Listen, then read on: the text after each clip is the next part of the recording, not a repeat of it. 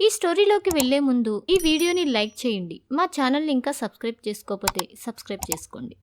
ప్రతి ఏడాది ఇన్కమ్ ట్యాక్స్లు కట్టడం ఓ సాధారణ వ్యక్తికి భారంగా అనిపిస్తుంటుంది. కానీ అదే రివర్స్ లో గవర్నమెంటే జీవితాంతం మీరు కట్టే ట్యాక్స్లు మాఫీ చేస్తే ఎలా ఉంటుంది? ఈ సౌలభ్యం మన దేశంలో కాదనుకోండి. ఈ న్యూస్ హంగేరీ దేశానికి సంబంధించింది. అయితే ఆ దేశ ప్రభుత్వం ఎందుకు ఇలాంటి నిర్ణయం తీసుకోవాల్సి వచ్చిందో మనం ఇప్పుడు తెలుసుకుందాం. యూరోప్ ఖండంలో ఈ మధ్య కొన్ని దేశాలు జనాభా సంక్షోభాన్ని ఎదుర్కొంటున్నాయి. జననాల రేటు తగ్గుదలే దీనికి కారణం. అయితే ఈ సంక్షోభాన్ని ఎదుర్కోవడానికి హంగేరీ ప్రభుత్వం ఓ కొత్త ఆలోచనకు శ్రీకారం చుట్టింది. గత శుక్రవారం రోజున హంగేరీ ప్రధాని విక్టర్ ఓర్బాన్ తమ దేశ పౌరులకు ఒక సందేశాన్ని ఇచ్చారు. వీలైనంత ఎక్కువ మంది పిల్లల్ని కనమని ఆయన తెలిపారు. యూరోప్ లో కొన్ని దేశాల్లో జనాభా తగ్గుతుంది. అందుకే వారు వలసదారుల్ని ఆహ్వానిస్తున్నారు. కానీ మా ఆలోచన విధానం భిన్నమైంది. మేము వలసదారుల సంఖ్యను తగ్గిద్దాం అనుకుంటున్నాం. అందుకే మా దేశ పౌరుల జనాభా పెరుగుదలపైనే ఫోకస్ పెట్టాం అని అన్నారు. ఈ నిర్ణయం వల్ల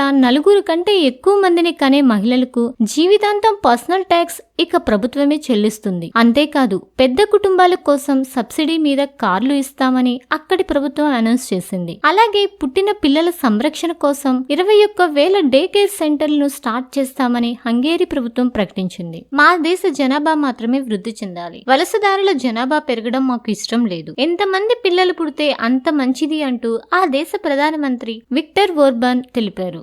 అలాగే పరిమితికి మించి వలసదారులను తమ దేశాల్లోకి అనుమతించిన కొన్ని యూరప్ దేశాల నిర్ణయాన్ని ఆయన తప్పుబట్టారు. కొన్ని ఏళ్లలో ఆ దేశాల్లోని క్రిస్టియన్లు కాస్త మైనారిటీలుగా మారిపోతారని ఆయన తెలిపారు. భవిష్యత్తులో వారు ఖచ్చితంగా పశ్చాత్తాపపడతారు అని ఆయన అన్నారు. అందుకే మేము ఇలాంటి కఠిన నిర్ణయాలు తీసుకుంటున్నామని అన్నారు.